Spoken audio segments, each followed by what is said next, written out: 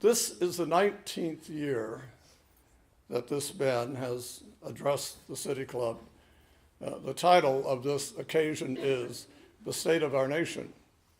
Since it now appears that Mr. Trump is not going to be able to give the State of the Union, I thought, why not State of the Nation? And it'll work. He served 12 years as governor of the Commonwealth of Massachusetts. And he was the Democratic Party's candidate for president in 1988. When he was governor, he and Kitty lived at 85 Perry Street in Brookline. When he was governor, he rode the T to work every day, and he rode it home every night. And on Sundays, that was family day, and there was no politics in the Dukakis household. He's been teaching at Northeastern, 3/4, full quarters, for a long time. It sometimes amuses me when I'm in Boston, I'll call him up, ask if we can get together, and he'll say, I'm sorry, but I'm grading papers. I just find that. Well, I mean, look, he's not a kid, he's 85, and he's grading papers. And then he and Kitty come to Westwood because he's in his 24th year of teaching at UCLA. And when he was, and they've been asked, why do you do this? And he says, well, because somebody has to. If you have noticed, the weather in Boston can be rather cold and chilly, and Kitty does not like cold and chilly.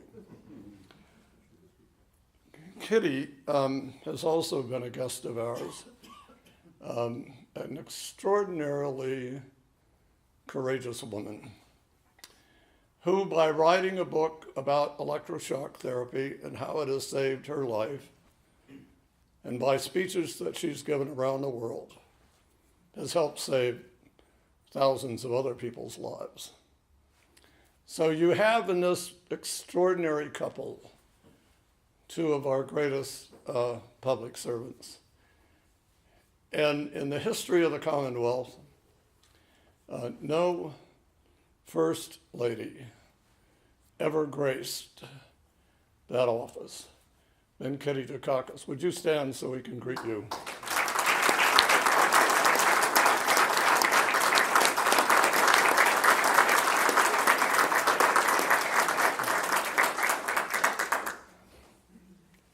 And that being said, it's a pleasure and a privilege and an honor to introduce the former governor of the great Commonwealth of Massachusetts, the Honorable Michael Dukakis.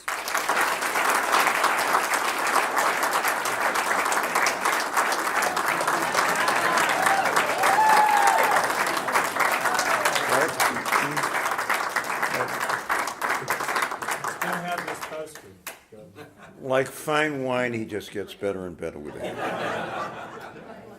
Anyway, it's great to be back with all of you.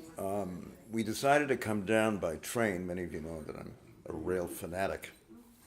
It wasn't the best train ride, sadly, because somebody walked in front of the train in the North County.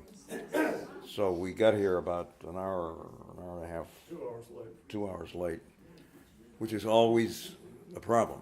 There are many fewer fatalities, needless to say, on our trains than on highways, but this was one.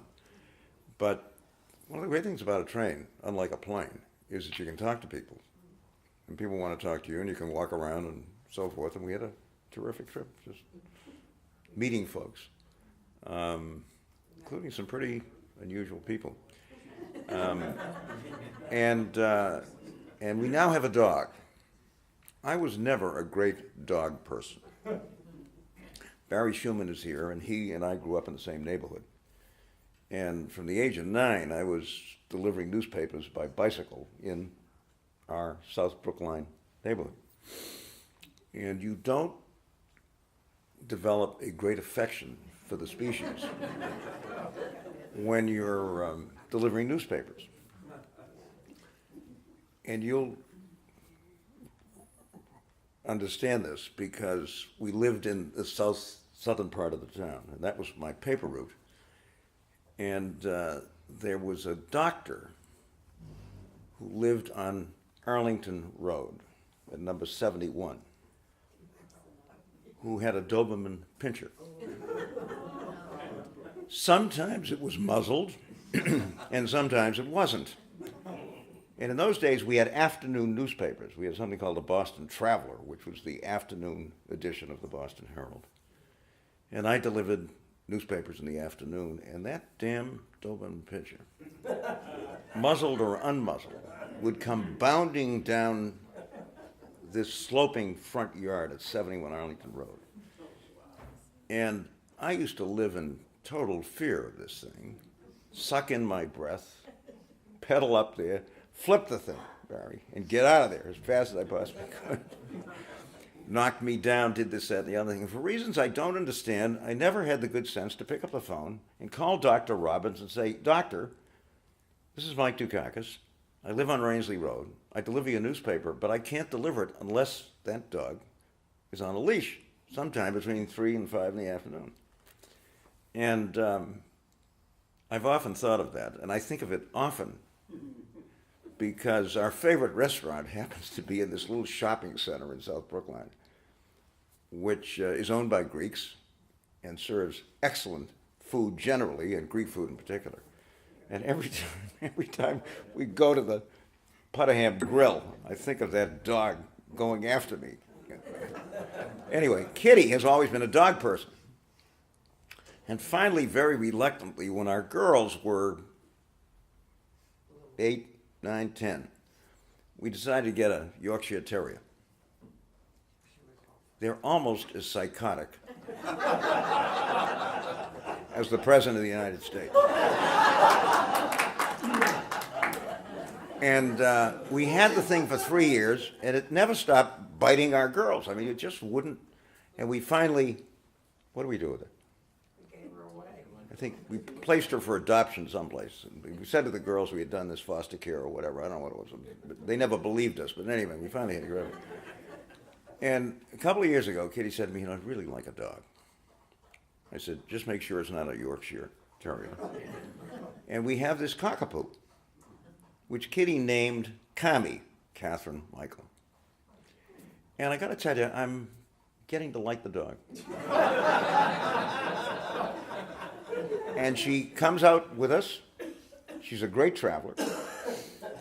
We're in a third-floor apartment in Westwood, about a half an hour walk from my office at UCLA. And she's with us, and she's quiet, which is... So if you want to come up and take a look at Kami Dukakis, you can do so. Anyway, it's great to... Michael, Go what ahead. you should say is if you have a dog and she smells the dog, she'll be nicer to you. Oh, yeah, that's true. So, anyway, it's great to be back, and as you know, these things have, I hope, have been turned into informal discussions rather than speeches by me, so I'm going to try to keep things brief. I'm not going to spend a lot of time with the guy in the White House, except to say to you that I hope and expect that an awful lot of people are going to be encouraged and empowered to get deeply and actively involved in a 50-state campaign, a 200,000 precinct campaign in which there is a precinct captain in every single precinct in America working his or her head off with the help of a half a dozen neighborhood captains to make personal contact on an ongoing basis with every single voting household, something my party has not been doing. And it's one of the reasons this guy got elected. Now, of course, he wasn't elected, but we have this crazy electoral college system, which we've got to get rid of, and which, by the way, I don't know how many of you are connected to Common Cause. Common Cause is deeply involved in attempting to get rid of the electoral college without a constitutional amendment, which is possible. And we're about halfway to the goal. The question is whether we can convince other state legislatures to do what they have to do to amend their laws to make it possible for us to get rid of this thing. How many states? I can't give you an exact number, but most of the major Democratic states, needless to say, have done this. Some Republican states that don't like it either, and shouldn't. I mean, what are we doing here? It's madness. It's the year of our Lord 2019, and we still have this institution which was created essentially for a political reason, which was what? Any of you know? Yeah, to formulate the United States. We wouldn't have the United States. And without that. bring the slave states into the Union. That's why the Electoral College was created. Should have been abolished, during the Jacksonian democracy period in the 20s. We still have it. This is the second time now in 16 years that the winner of the popular vote has not become president of the United States. Which really is kind of nuts. Now, if you want to talk about Trump, fine. But I want to, How can you change that without a constitutional amendment? hit the Common Cause website and take a look at the NPV campaign, the National Popular Vote campaign, and they'll tell you exactly how it can be done. It's really interesting, but it's doable. There's nothing phony about this. So I want to talk, folks, about a couple of things that are related. And I'll try to keep this relatively brief so we can get lots of discussion here, as we always do. And they're related. The growing national debt, which doesn't seem to bother anybody in Washington these days, Republican or Democrat, but is bothering the hell out of me. Even Paul Krugman in the New York Times says it's okay. I don't think it's okay. And it's directly related to a foreign policy which I think is way off the rails and is making less and less and less sense every day. Let me start with the deficit. A little bit of history. A fellow named Clinton got elected president of the United States, as you know, in 1992. Served 8 years. We were in big trouble at the time, big deficits. We thought big deficits, tiny compared to what we're running up these days. And Bill Clinton, to his credit, with the help of a Republican Congress in the last 6 years of his administration, not only managed to turn the economy around, but by the year 2000, his last year, this country had cut a national debt of about $5 trillion by $600 billion, simply by balancing its budget for 2 years in a row and paying down the debt, and was enjoying a potential budget surplus in 2000 of $250 billion. And two back-to-back surpluses, the first time in 50 years under an administration of either party that we had a budget surplus. And Clinton, who, has his issues, needless to say, but was one of the smartest and most able people I've ever worked with in public life. And he was the guy that nominated me, as you remember, in 1988 in Atlanta. Said, okay, we got two choices here. The Republicans were hollering for a tax cut, but we were at full employment. When you're at full employment, you really don't want to cut taxes. You want to take this growing fund of revenue and do what with it? Put some of it aside for a rainy day, pay down your debt, and if you still have money left over, invest it in infrastructure on a pay-as-you-go basis.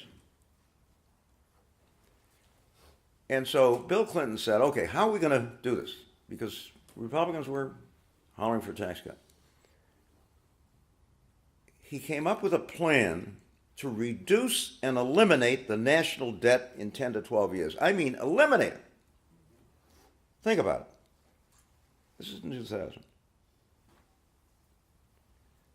And put aside the money that otherwise would have been spent on the national debt as a fund to guarantee the health of Social Security for the next 75 years. Pretty good? Quite conservative, right? You got money, you got a surplus, and by the way, your outgoing governor, who obviously had a few traumatic experiences of his own with state deficits, to his credit, in my judgment, did the same thing. And the new governor walks into a situation with a very friendly legislature, and it's probably the best fiscal situation an incoming governor has inherited in a long time, anywhere. And that's Jerry Brown's credit, because he went through this stuff. And governors are supposed to balance budgets, I don't have to tell you. So what happened? Clinton, in his State of the Union address in the year 2000, laid out this plan. And when the pollsters went out and asked the American people, what do you think? Want a tax cut or are you for the president's plan? By 2-1, they said, forget about the tax cut, support the president's plan. Well, of course, that required a new president following him to support it. And Al Gore won the election, but he didn't take office. Another guy took office who promptly cut taxes, mostly for the wealthy, and did one of the dumbest things with support from Democrats like Hillary Clinton and John Kerry, who supported the invasion of Iraq. One of the dumbest things, in my opinion, we've ever done. And by the way, completely illegal as a matter of international law, if you care anything about international law. Where do we get the right to invade a country, whatever it is, without the support of the United Nations? And we all know what's happened. Any of you know what the bill is now for the Iraq war? We're now in the $4 trillion category, and we're still spending money with some American troops and about 4 times as many private military contractors, which is another issue that's now upon us. We hire these guys, they're mercenaries. Last time I read about mercenaries, it was the Hessians, remember? Who were heavily drinking on Christmas Eve when the colonials arrived. Fortunately for us, because at that point, the Revolutionary Army was on its last legs. And we all know what's happened since. We could have, as a matter of fact, Alan Greenspan was very concerned about the Clinton plan. You know why? He said, well, if there's no debt, how does the Federal Reserve function? So Clinton said, we'll give you $500 billion. Just to, we'll stick with $500 billion worth of debt just to make it possible for the Fed to do its thing. No, but that was the kind of shape we were in not so long ago. Okay, question. How big is the federal national debt today? 20 and moving higher. Because we're now looking, thanks to this latest tax cut, at an annual deficit, operating deficit of $1 trillion. And we're at full employment. Wait till we go into the next recession. Then what? And we could today be enjoying essentially a debt-free future. So we got a debt that's now in excess of $20 trillion, and annual debt service on that debt is running at what level? Any of you know? $600 billion a year. For the interest. That's the interest on this debt, folks. And it's going to be getting higher and higher as the debt continues to expand. Now, there's a well-known and highly respected economist who writes a column in the New York Times 2 or 3 times a week. And some of you read the New York Times, read him. And he's a good guy, but he said the other day, well, deficits don't really matter because the interest rate is so low. Sorry, I think spending $600 billion a year on debt service matters. Because that's federal spending that either could be building a high-speed rail system for the state of California and a lot of other things, or being returned to the taxpayers. Hopefully in a way that tends to benefit those folks in the bottom and the middle, not the folks at the top that keep getting the tax breaks. But that's $600 billion a year that we're spending, folks, just because we didn't adopt the Clinton plan. And frankly, I'm not hearing anybody in Washington saying this. The Republican Party apparently has given up on fiscal responsibility, but where are the Democrats? And this is $600 trillion that could be invested in important things, people, infrastructure, but it's going to pay off our failure to adopt the Clinton plan or something like that. And it's directly related to a foreign policy which I think is so off the rails these days, folks. And I've talked about this before, occasionally, these sessions. And I don't hear anybody in either party raising questions about that foreign policy. What the hell is going on out there? What do we think we're doing? How much are we spending on the military annually these days? $750 billion. On what? Space wars? We're back to Star Wars? I mean, what is this? Iron Dome. Yeah, the Iron Dome, right. I mean, modern warfare is unthinkable these days. Unthinkable. The destruction and suffering of that is just, I think, unacceptable. And although I wasn't a big fan of the guy that beat me in 1988, when I was asked at the time of his death for comment, I said, look, I wasn't a fan of his domestic policy.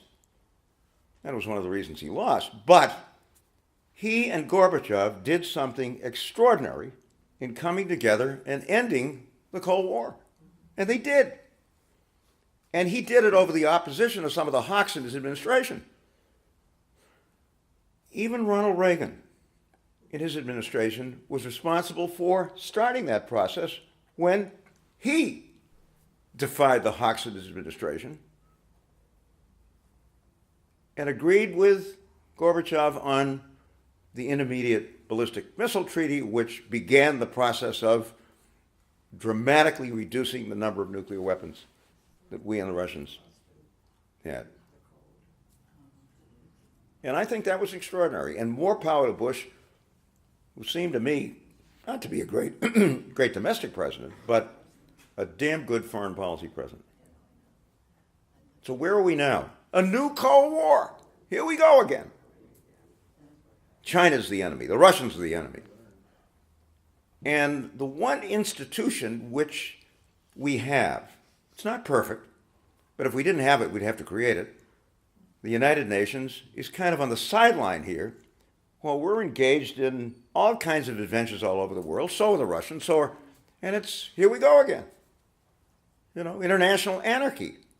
What the hell is the matter with us? And I mentioned this, sorry for some of the folks that we spent some time with last night, but let me give you an example of the kind of foreign policy that I think is just taking us right down the wrong road when it comes to Syria. And I suspect that very few of you remember this. Nobody talks about it. Press doesn't write about it. But 8 or 9 years ago, when the Arab Spring began, you remember this democratic movement in the Middle East? There was a lot of enthusiasm around here in the U.S. for this. Ban Ki-moon, who was then the Secretary General of the UN, and a very wise and thoughtful guy, had been the foreign minister of South Korea, sensing that trouble was ahead, asked Kofi Annan, the former highly respected Secretary General of the UN, to come out of retirement as the UN mediator on Syria. Anybody remembers this? Yeah. Not too many of you, I suspect. And I don't blame you for it. I mean, who's talking about it? And Annan, a very wise and thoughtful guy, went to work and spent 11 months and achieved something pretty extraordinary. An agreement on the part of Assad, who, as many of you know, is an ophthalmologist, a London-trained ophthalmologist. It was his brother who was supposed to be the successor to their very brutal father. Assad agreed to this. To what? To a plan for the gradual democratization of Syria. And this was not some hazy-daisy thing, folks. This was a serious piece of work. And Assad agreed to it. The one thing, as you can understand, he didn't want is to be tossed out of the place, but he said, you know, I'm prepared to participate in this. And so when Annan got Assad's agreement, he called a conference to be held in Istanbul of 16 countries. We were one of them, to begin the process of implementing the new plan. What happened to it?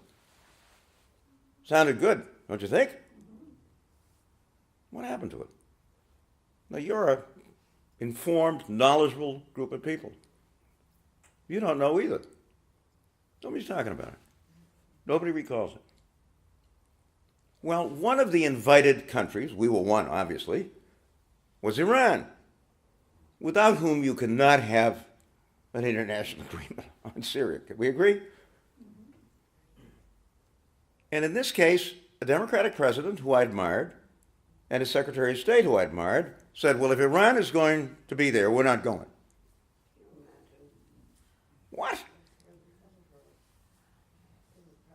Now, a year and a half later, to their credit, they were negotiating a nuclear agreement with Iran. And the refusal of the United States to participate in that process blew up the agreement. Annan, who had worked his head off for 11 months, quit in disgust 2 days later. And how's the situation in Syria today, folks? It's a humanitarian and political catastrophe. 500,000 people dead, 5 million refugees roiling the politics of Europe. 60,000 of them are sitting in refugee camps on my dad's home island, on the island of Lesbos. They can't go home. They can't go to Europe. Why did we do this? I mean, here were a couple of people, thoughtful, I think. Why would they do this? I don't know. I don't know. In the meantime, you know, it's perpetual war. 6,000 American military folks in Africa. What are they doing in Africa? Anybody know? Well, some of them getting killed. 4 of them killed a buddy, a military colleague the other day. I mean, we cannot be the world's policeman. There's no reason why we should try to be the world's policeman. We have an institution, occasionally failed though it is, called the United Nations, and we didn't have it, we'd have to create it, which is specifically designed to deal with these problems. Why aren't we using it? Why aren't we seeking to not only just, I didn't mean manipulate it, use it and build its credibility? Because unless we have an international institution that can do that, folks, we're going to have this kind of situation, and it's going to get worse. I mean, what you have now in the Middle East is international anarchy. And we don't know what the hell we're doing over there. And in a funny kind of way, Trump's reaction, which is it was time to get out, which I agree with, was the right thing to do. The problem is the guy has no idea how to do it, because you're not going to do that in a way that's going to create any degree of stability unless you have an international organization that does it.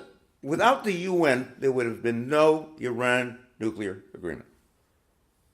People don't, this was not just us in Iran. The UN Security Council, all 15 of them strongly support, including China and Russia, supported that agreement. And the Russians are still playing a significant role in that because they took some of, or a lot of Iran's nuclear material and are storing it and protecting and guarding it under the agreement. Without the UN Security Council, without the UN involvement, that would have never happened. Now, you got Trump and the Secretary of State of his, who's another. If I see him one more time smiling with this Saudi Arabian murderer who believes in sawing up responsible journalists. I mean, can you believe this? And the Secretary of State of the United States is with him the other day, smiling as they walk down the corridor. But, you know, if there's one thing this country has to do, it seems to me, it's to be strongly supportive of international institutions that can help, and I'm serious about this, to make war as a means for settling disputes between and among countries unacceptable.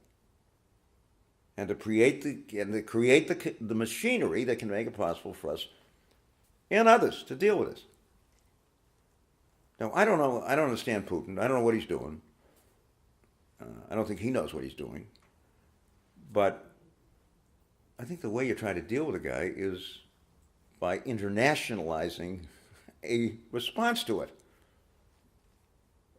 Not playing games. Because we probably have, 5,000 spies in Moscow too. And we're hacking them and they're hacking us. And the whole thing is really kind of crazy. And we're spending millions of dollars to do this.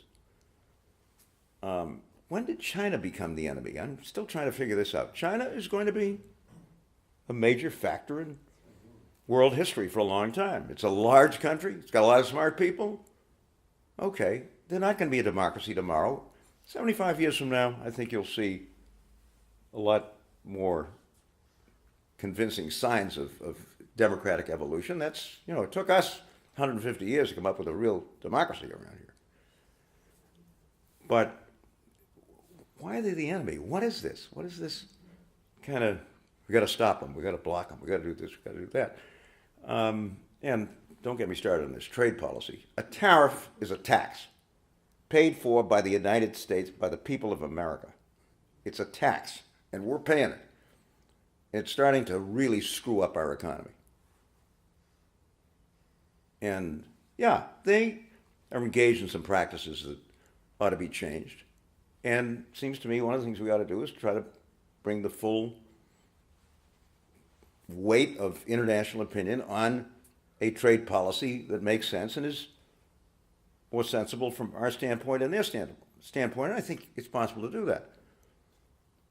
But tariffs? I mean, sorry to get local, but the cranberry industry in my state is getting killed by these tariffs. May not make a lot of sense to you, but maybe and there's a cranberry industry in Wisconsin, and there's cranberries, cranberries. We're kind of close to cranberries in Massachusetts. They've been around for a long time, especially at Thanksgiving. But it's just so wacky. This kind of, we're going to get tough with them. But I do think, and I hope, that the next president of the United States is not going to be somebody who's sane, but who has the skill and the ability to use this country's extraordinary influence, if done right, on the creation of a world that our kids and your kids and our grandkids and your grandkids, and we got, how many? 15? No, 12. Kitty keeps saying 13, but only 12. 12 grandkids are going to be able to live in a world where human beings are going to be able to resolve these differences constructively and peacefully. And I think I don't think I'm dreaming here, folks. I thought we were really very close to that when George H.W. Bush and Mikhail Gorbachev finally ended the Cold War. Remember, we were talking about a peace dividend. Big one. You don't have to spend. So what are we spending in the military? $750 billion. We're not talking about war in space, and Star Wars is back. I mean, this is all insanity. But who on the Democratic side is doing, if I may say, what Ted Kennedy occasionally would do, which is to get up and say, this is crazy, this is wrong, we've got to stop this. I don't hear anybody from my party doing it. Nor do I hear anybody except the guy from Kentucky raising questions about this. But he's no internationalist, And I'm talking, folks, about an approach. And look, I'm the son of Greek immigrants. You're the son of Greek immigrants. You can't be an isolationist. This is ridiculous. But I'm talking about America deeply involved in this world of ours, but in a way that builds institutions which can end this madness. Because humanity ought to be smart enough to be able to stop this stuff. And incidentally, in case you haven't noticed, we've got a few other problems that are existential, like climate change, which is threatening the future of the planet. And in the meantime, we have a national security advisor, who I thought was nuts when he worked for Bush, who, like his president, somehow never served in the Vietnam War. Now, we know about the president. He got out because his old man knew a podiatrist in Queens who rented space in his building and wrote a letter saying he had bone spurs. What the hell is a bone spur? Anybody ever? We have some doctors in the house. Got an eye doctor, but what's a bone spur? Fake news. He couldn't even remember. Trump can't remember what heel it is. You'd think if it was that serious, at least know, was it the right heel or the left heel? What did it hurt or didn't it hurt? Would you want that guy in your platoon? In my platoon? What would you do? Well, I was You just, just send him far out, I wasn't an officer, you know. far in the back. I probably waited to be promoted from buck private to PFC in Korea longer than any other single GI. Why was that? Because I had a commanding officer. What the hell was his name? Who thought I and some of the other draftees, this was in Munsan, Korea, close to the DMC, were a little too irreverent. And I don't want to go into this long story. What the hell? Vanna Van Horn, that was his name. He's a guy from Texas, he's a captain. And we had a racial incident in our unit, which were, I mean, this was an army that was just being integrated, and this was very unusual at the time. But we had a guy, an older guy, who had come back into the military, got drunk, came in and was kind of waking us all up. There were about 45 of us in this thing, and in this particular barracks. And when one of our African-American colleagues said to him, "Joe, for God's sake, we're trying to sleep," he said to him, "Look, you black bastard, I'll do anything I want to do." At which point, 6 African-Americans came out of their bunks, and I thought they were going to tear him apart. And I somehow got involved. And when Captain Van Horn, the next day, asked what was going on, it was, "Well, Dukakis again." So I was transferred to the supply unit and ran the supply operation. And if you can believe this is too long a story, caught Van Horn trying to steal a pair of pants. And walked in and said, "Well, what do we have here, Captain?" And the guy was, you know, halfway in and halfway out of this pair. Anyway, just for the hell of it the other day, I hate to get into this, just for the hell of it the other day, I decided to Google him. And passed away in his 50s. Don't ask me why, but a lot of those guys, he was a pretty heavy drinker, and most of them were, and you know, I don't know what happened to him. But anyway, that's just by the by. But we all know what Trump's military experience was all about. How about the National Security Advisor? What do you know about him? Who wants us to fight 2 wars simultaneously against North Korea and Iran. Right now. Bolton got himself into the National Guard because during Vietnam, the National Guard didn't go to Vietnam. And he's a rough, tough, you know. Look out for these guys. Look out for these guys. In any event, I want to bring this to a close and open things up and have a good discussion with you, as we always do. But just seems to me that both parties ought to have people in the Congress that are raising hell about this stuff. First, the cost of this. And secondly, the future of a world which is back in the Cold War era again. For no reason that I can understand, really. Now, you got to talk with people.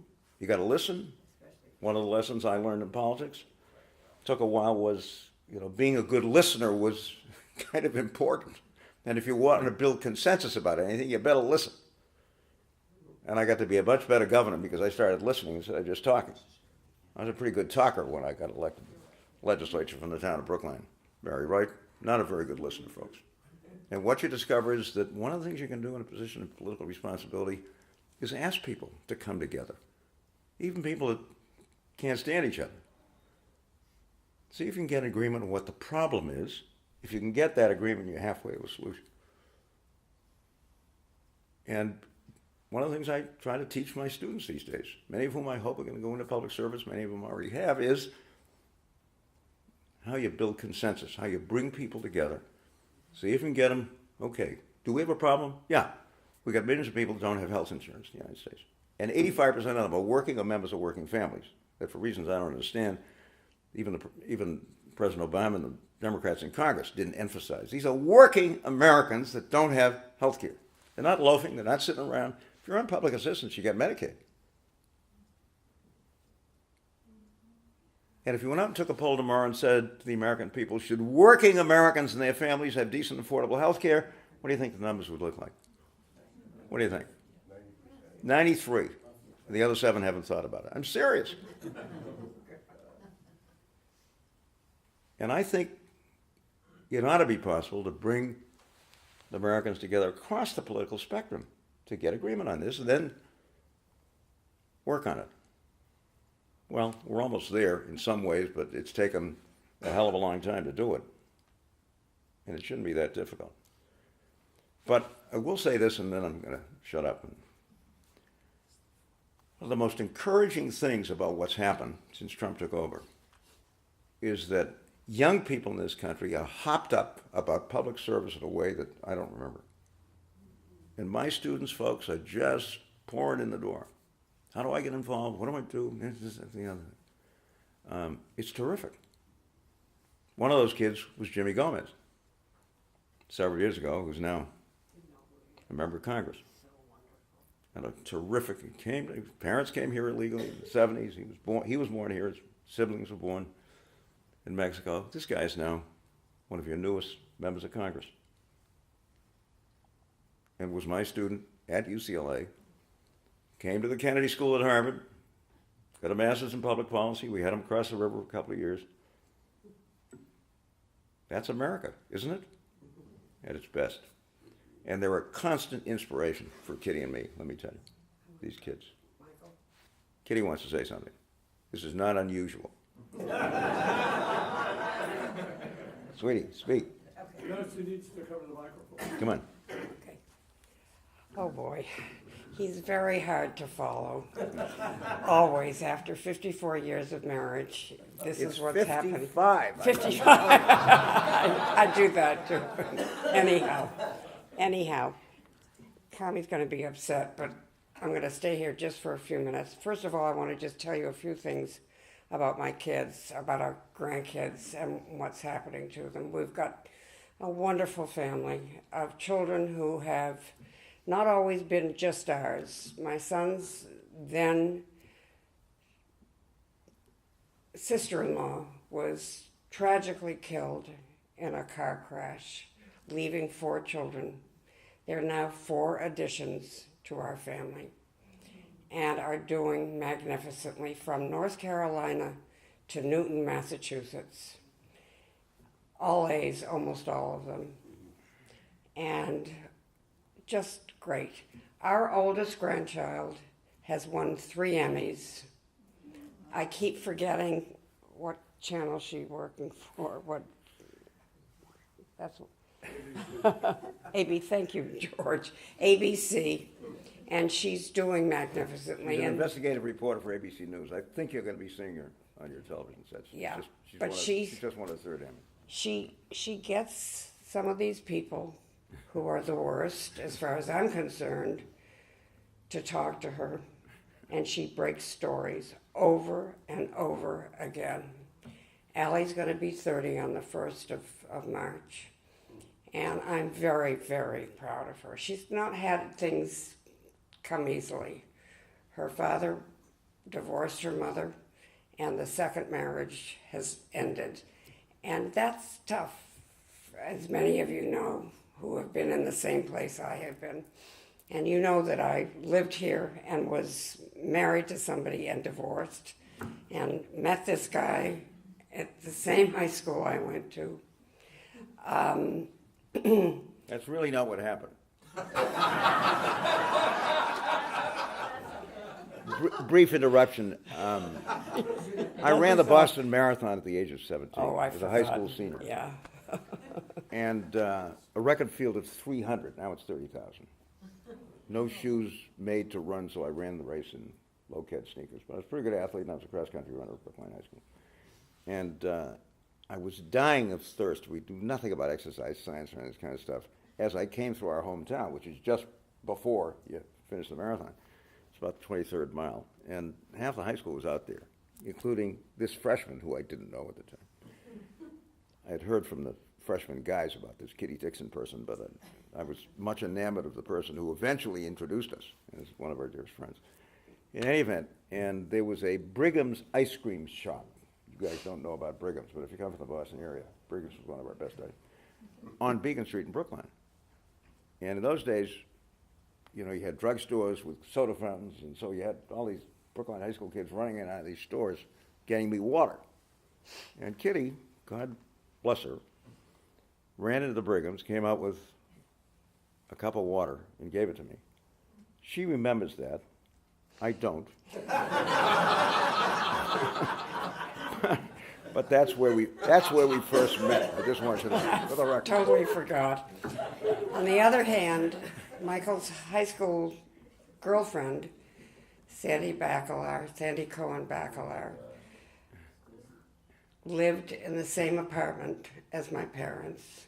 My parents became like a second set of parents. She had lost hers to her. And when I came home to Brookline with a 3-year-old from California, from San Jose, where he was born, Sandy said to my dad, I want Kitty to meet my high school boyfriend. Sandy had since married and had 2 children of her own. And my father said, what's his name? Typical Jewish father reaction. And Sandy said, Michael. And I said, oh no, I want to know his last name. And when he said Dukakis, my father said, what kind of a name is that? And finally realized that his best friend in the Boston Symphony Orchestra was Jimmy Papatsakis, a Greek from Egypt. Alexandria, Egypt. Who he was Daddy's best friend. And it made it okay for him to marry me. Thank God for Jimmy Papatsakis. And took over my 3-year-old, who was, when he came to take me out the first time, Sandy had suggested that he call me and that we go out. He was crying hysterically. We had just soon come back from California and was used to my mother babysitting all the time. He had a new babysitter from Leslie College from down the street, and he was screaming. And I'm sure Michael was thinking, and he has told me, what have I come into? And I said, when we get to the street, he'll have stopped. But he went from window to window following us until I got to the street. And he has, for all purposes, been John's father for almost 61 years. So I've got lots to be grateful for. We have 2 daughters. John is 61. One of them is 54 and 51. I always forget their birthday. I mean, I don't forget their birthdays, but I forget the dates, and I'm forgiven for that a little bit. But the grandchildren are just a source of great delight in our lives.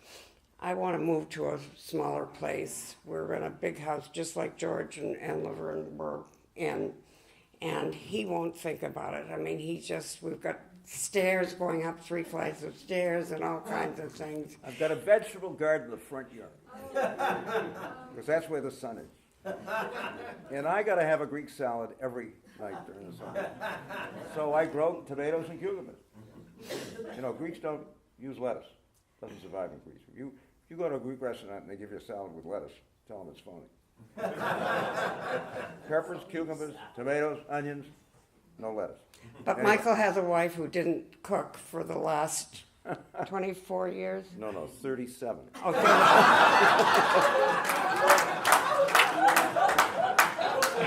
And I'm cooking again, and I've started. And we have a good life, and I don't hate politics. People ask me all the time if I feel negatively. We've been to Vietnam twice, and 2 extraordinary trips for us. I mean, this is part of one of the things that we do that is so joyful. These people never have said a negative word. So sensitive to our feelings after what we've done to them. And it's really quite special. It was also special to meet again people from Brookline who had a mutual friend from Norway who was one of our closest friends, who should have been a recovering alcoholic and was not.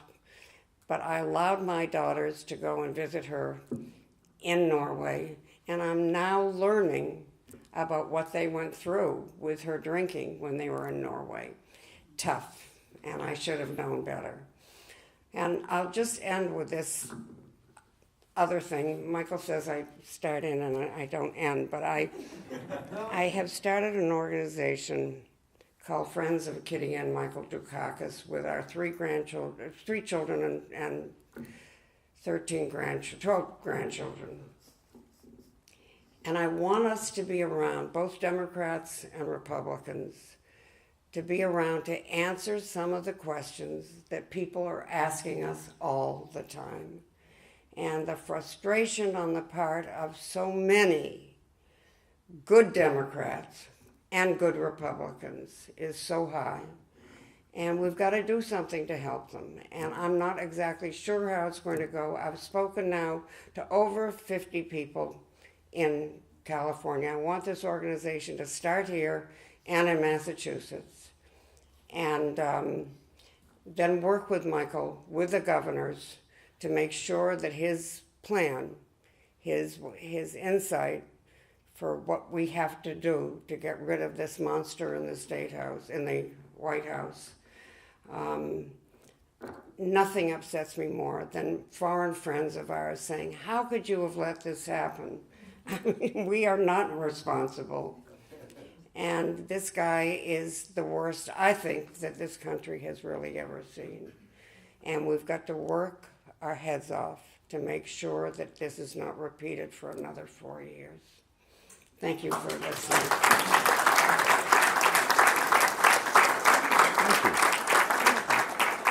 Okay, question time. Mike, I got a question here, and while Shoot. Katie's there. I learned that John F. Kennedy was born in Brookline. Indeed. I'm just wondering if you had much interaction with the Kennedy family, and if you knew them in close Yeah. relationship. John Kennedy was born in our town. In fact, about a half a mile from where we live. And it's now a National Historic Site. Did we have much interaction with the Kennedy family? Yeah, especially with Ted, who for my money was one of the best people I ever worked with in public life. Interesting, but because when he started, everybody said the guy's 30, 31 years of age. What does he know? It's all about the name and so on and so forth. And early on, he had his problems and his issues. But I thought he emerged as really one of the great senators and had this rare ability, folks, to tell his own party members that they were going down a wrong road. He spoke eloquently against that invasion, which turned out to be so dumb, and has now embroiled us in a Middle East we can't even control, understand. I mean, it's really embarrassing. And Ted Kennedy and I worked very closely. No governor had a senator more supportive and more helpful than Edward M. Kennedy. And he loved what we were doing on health care because he was so committed to health care. He just, I can't say, I mean, if I had a request that he thought would be helpful to the state of Massachusetts, it would be done in 48 hours. But he asked, we had 2 kids, one of ours and one of theirs, in the hospital at the same time. That's true. When Ted Jr. was hit with bone cancer, and I remember my dad, who was this extraordinary guy, came over from predominantly Greek town in Western Turkey, of all places, in 1912, and graduated from medical school 12 years later. How he did it, I have no idea. His second son, who was supposed to be the doctor, ran into something called general physics at Swarthmore College, and that was the end of my pre-medical career. And maybe that was okay. But Ted and I were going to the hospital together because our daughter, our older daughter, had osteomyelitis. And in those days, the treatment was antibiotics and just kind of sitting in the hospital. So we're in the middle of a campaign together, he running for re-election, I running for re-election, and visiting our kids. But really extraordinary guy in many ways. And by the way, his nephew, Joe, is our congressman, and superb. Graduate of Stanford, by the way. So you educated here. And married the daughter of a Presbyterian minister. That I didn't know, but she's wonderful. And we're very fortunate to, I mean, that's part of what is so special about this political stuff, folks, that you just, Ed, Could you address the TPP? Do you think that'll get resurrected with the Trump administration? can you repeat? the TPP, what the hell was the TPP? Trans-Pacific Partnership. Yeah. What about the Trans-Pacific? I think this country has got to be, I'm simply repeating myself, deeply and actively involved in important, how can I describe this? Confidence building steps to create the kind of world I'm talking about, in which human beings stop killing each other. And one way to do that is with sound trade agreements that are fair, that require folks to do some conceding as well as gaining, but build international understanding. This thing that's going on right now with the Chinese is crazy. And it's not working, folks. It's going to hurt our economy. It's already hurting our economy if we don't stop it. Which doesn't mean that you give the other folks everything they want, obviously. But I don't know. NAFTA? Yes, some American jobs were lost, but a hell of a lot of American jobs have been created by NAFTA. And if there are some people who are going to be hurt as a result of these trade agreements, we know what to do with that. Special assistance to these folks, retraining. There are 6 million jobs, good jobs, right now in the United States going begging because people don't have the skills. And nobody's going to tell me that we were placing 15,000 welfare mothers a year in good jobs when I was governor in Massachusetts. 75% of them never saw welfare again. Never saw welfare again. I heard all about the underclass and all this crap. These folks, some of them, still are in touch with me. They got their own businesses, this, that, and the other thing. These women were on welfare. And frankly, I don't think we're doing anything. Neither Massachusetts nor California is winning any blue ribbons these days in the welfare to work process, to tell you the truth. So there's so much we can do. And trade ought to be a part of it. Larry, Governor, who do you think possible candidate to run against Trump? How much time do we have here? All kidding, Larry, all kidding. By the way, I'm not a big salmon fan. Love seafood. This guy makes the best salmon dish I've ever eaten. And he says, well, I haven't got a recipe. I want a recipe. Right? Anyway, since I've been doing the cooking for the last 35 years. The damnedest thing, Kitty's a great cook. And I ate extremely well. And the only thing I could make myself was French toast, literally. And one day she woke up, we had been married for 23 years, and she said, that's it, I'm not cooking. I said, wait a second, you serious? We're going to starve. I'm not cooking, I've had it. So I've been cooking for the last, 37 years, I don't know what it is. Finally I suggested to her that if we're going to be a real partnership, after 55 years, she's got to get back in the kitchen. She has been looking at some cookbooks lately. No results yet, but I'll keep you posted. Who's next? Greg, What are your views on NATO, and also could you address the expansion of NATO after the Cold War and how it might have repeat. affected What about NATO for better relations? currently and NATO expansion? It wasn't part of the agreement, but the one thing Gorbachev asked of Bush at the time that they did this extraordinary thing in ending the Cold War, he said to him, I hope you will not expand NATO. Because NATO, after all, was created to do what, folks, originally? To stop the Russians from basically taking over in Western Europe.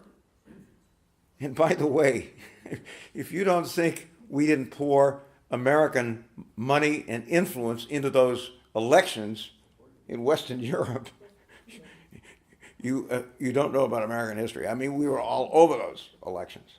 Talk about intervention, my God, you know. Not to mention what Clinton did when Yeltsin was in trouble. I mean, the U.S. was into that campaign. But in any event, where were we? NATO. The one thing Gorbachev said to Bush was, I hope you will not expand NATO. And Bush said, don't worry, we're not going to do it. And genuinely so. It was my pal Clinton that decided to expand NATO, right up to the Russian border. What was that all about, folks? What was that all about? Why did we do that? And if there's one thing that's going to get Russians mad, it's that kind of thing. Even as if the Warsaw Pact were expanded to Canada, we'd go nuts. Same thing, right? Any difference? So I think it was a mistake. I don't understand it. I don't understand what my pal Clinton thought he was doing. Or my dear friend and foreign policy advisor in 1988, Madeleine Albright, because she was the secretary, what was she? Secretary of State at the time. She was doing. But I think it was a mistake. I think it was a mistake. I think the European Union, I think EU is one of the great achievements historically in so many ways. But I never understood, and by the way, it's costing us because we're spending billions to arm and equip these countries, which now are proving to be not so democratic with a small d, right? Now we're looking at authoritarian regimes in what used to be communist Eastern Europe. Another reason why it seems to me we ought to be very, very careful about, these military alliances that we're getting into, because I think it was a mistake. Dr. Clanton, and then we'll end with Barry Schuman. Governor, I want you to talk a little bit more about Bush and the end of the Cold War, and let me offer you a counterpoint. My position would be they didn't know it. They didn't even know it was happening. In fact, Quayle went out several times and said it's a hoax, it's a trap, they're rearming. So what did Bush actually do to facilitate the end of the Cold War? It happened on his watch, but...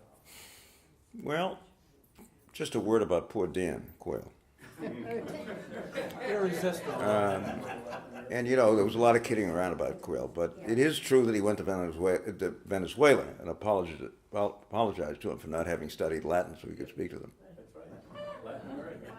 That's a quote. Now the other story we used to tell, which was just apocryphal, was when the earthquake hit. Where was it? Oakland. Remember, right in the middle of the World Series and that kind of stuff. And allegedly, this is just a story. Bush called in Quayle and he said, "Dan, I want you to go out there and lead our effort and get right to the epicenter of the thing and do everything you can." And Quayle went to Florida, Epcot. Kind of got in the wrong state, but but I don't know what kind of an influence. No question that there were hawks in the Bush administration, and by the way, in the Democrat Party, that were opposed to ending the Cold War. But I do think it was one of George H.W. Bush's major contribution, Gorbachev's as well, who, by the way, suffered badly politically in Russia as a result of it. I mean, basically lost his position and power. And how do you like Europe these days? I mean, it doesn't seem to me that NATO expansion has been helpful. And by the way, again, I hate to go wandering around here, but with this whole Ukrainian thing, we participated in a coup d'etat in Ukraine, right? Yeah. Now, the guy that we helped to remove was a bum, but he only had, 7 or 8 or 9 months to go. He was not going to be reelected. He was cordially detested. Why did we do this? I don't understand this constant sense that we've got to intervene here, intervene. I have no problem with the UN intervening or for that matter, the Organization of American States intervening in a place like Venezuela, which is a mess these days. But it seems to me what the United States should be doing is participating actively in that kind of international effort, not wandering around trying to do its own thing, because that just seems to get us into trouble all the time.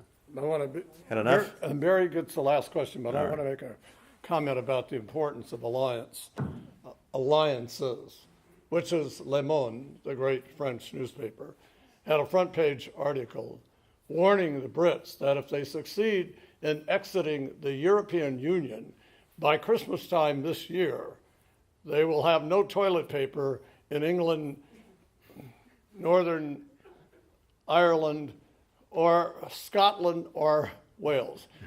And the point being, I guess, that you break up alliances, there are consequences. That would be a real consequence. Barry Schumann. Not so much a question, just a comment. New grandfather. Give him a hand.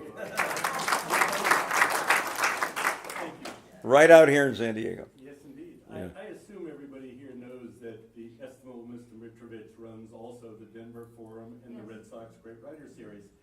One of the speakers he had was the director of the Council of Foreign Relations. I find it very hard to be optimistic. A generation ago, we thought Pakistan was the greatest threat in the world, and he talked about the Middle East. For the first time in his experience, it's a situation where the enemy of my enemy is still my enemy. And I don't know where to go with that. When you talk about coalitions and so on. You know, Well, we have it, Barry. By the way, we live in the same town. And he taught at our high school. And his brother was a hell of a pitcher. when you were the catcher. We had, in those days it wasn't any little league, but the 6th, 7th, and 8th grades in the town of Brookline, we don't have middle schools. And I'm not a big fan of middle schools. Why do we have middle schools? Nobody can explain that. In any event, but I was the only kid in the, this is before your time. When I was a fourth grader, I was the only kid in the place that could catch a swinging strike. So I was catching for the 6th grade team in the 4th grade, and always had a position. If you got kids, grandkids, great grandkids, and you want them to play, train them in how to catch a swinging strike. And Stan, Barry's older brother, was a hell of a pitcher, and he was a 7th grade pitcher. But I think I was playing in the 8th grade at the time, wasn't I? I was a year ahead of him. And this is all, just kind of trivia, but we're all crazy about the Red Sox. It's a disease. It's a disease. You just, you say to yourself, I cannot waste time watching those guys. On it goes. And this was a hell of a year for us long-suffering Red Sox fans who aren't so long-suffering these days. But even then, I don't know about you, we haven't talked about this, but even then, in the middle of the playoffs, I said, they're going to blow it. They're going to blow it. They're going to blow it. We were so the Red Sox always collapsed in August. And we were used to this. And now, that was a hell of a playoff series, don't you think? And then it became everything we hated about the Yankees. But we played ball, Barry came later, but we had these 6th, 7th, and 8th grade leagues that played. And this is apropos of nothing, but I remember the end of our 8th grade season, we all decided to go to Fenway to watch the Red Sox play the Yankees. Those days, no night games, no lighting. And the guy that was pitching for the Red Sox was a guy named Dave Ferris. Any Red Sox fans? Boo Ferris? Who had a fabulous rookie, and he was doing terrifically well. And he was the pitcher, so we're going down to watch me. The Red Sox lost to the Yankees in that game 14-1. And 13 of those runs came in one inning. And if you've ever been to Fenway, you know that during the inning, when all of this is happening, a yellow, whatever it is, goes up. I've never forgotten that yellow 13 in that one inning there. But look, can't beat what happened this time. All right. That's enough. No, tell him, we'll end with the story about 88 going to spring training. Okay. Spring training. I thought George wanted to talk to me about the time I was knocking on doors for Elizabeth Warren for Senate. I want that story told before we get out of here. Can't she do something about her hair? Said the woman at the door. I said, you know, I've been knocking on doors for a long time. I had the local legislator who didn't have any hair. I said, I've gotten a lot of stuff at the door, but this is the first time anybody's ever suggested to me that a candidate ought to fix her hair. I said, okay, we'll make a deal. You vote for Elizabeth, and I'll get her to fix her hair after the election. She won. She fixed her hair. Now, what we're going to end up with? Spring training. Have I told this story? 88. 88. So Staff was upset. I say to my staff, I'm heading for Florida. Very important. First Super Tuesday. And Florida's an important state. This is in the primary. I say to my staff, look, I'll do anything you want me to do, but set aside a couple of hours. I want to be in Winter Haven on the first morning going to spring training. The dream of every kid in Boston, in Massachusetts, in New England, is to go to spring training. Of course, we can't do it because you got to be in school. So we're watching on TV and the palm trees and sun and stuff, and we're, you know, shoveling snow and slush. Well, you can't do that. We got a million things we're gonna. I said, oh no, I want 2 hours to spend at spring training, then in Winter Haven, now in Fort Myers. Anyway, it's a gorgeous day. It's a gorgeous day, and here I am with all these guys running around and stuff. And John McNamara was the manager at the time, who came up to me and said, do you want to hit? Now, I hadn't touched a bat in about 5 years. And I was wearing, in those days, you still wore suits and ties while campaigning. So I said, yeah, I'd love to do. So I take off my jacket, and they give me a Red Sox jersey with a 1 on the back of it. And Bill Fisher, who was the pitching coach, and I think threw the pitch that Roger Maris hit for his 61st home run, was pitching, batting practice. And so he, you know, I was up there and I took 11 or 12 cuts and, you know, hit the ball reasonably well. I mean, I hadn't touched a bat. It was obvious I'd played the game at least to some extent. But as I approached the batter's box, some guy who I figured was a Republican from New Hampshire said in a very loud voice, you could hear all over, and of course it was 8:30 in the morning, the stands are packed with you know, refugees from New England down there. That guy couldn't hit a giraffe in the ass with a bass fiddle, he said.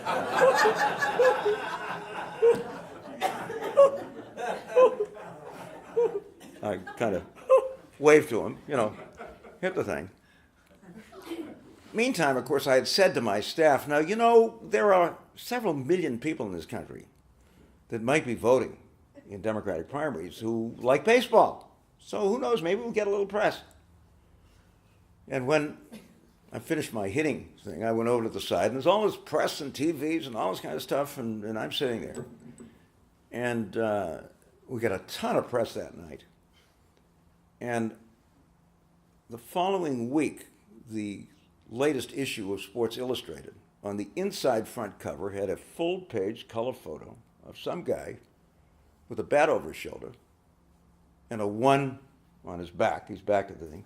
And I don't know whether it said, who is this guy, or do you know this guy, and so on and so forth.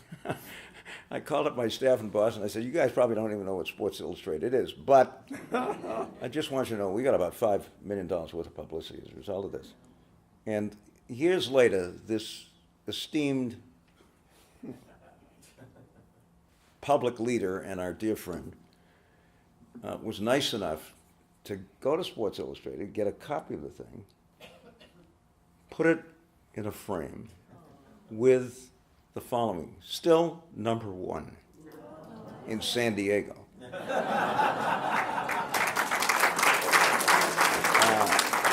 Our thanks as always to George and all he does and the fact that we're able to do this.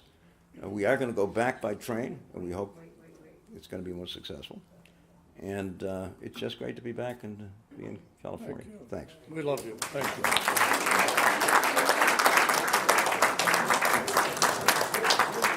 Well, if I said to you that this was a little bit of history, Richard Ibarra, if I said this were a little bit of history, it's more than a little bit of history. You can catch it.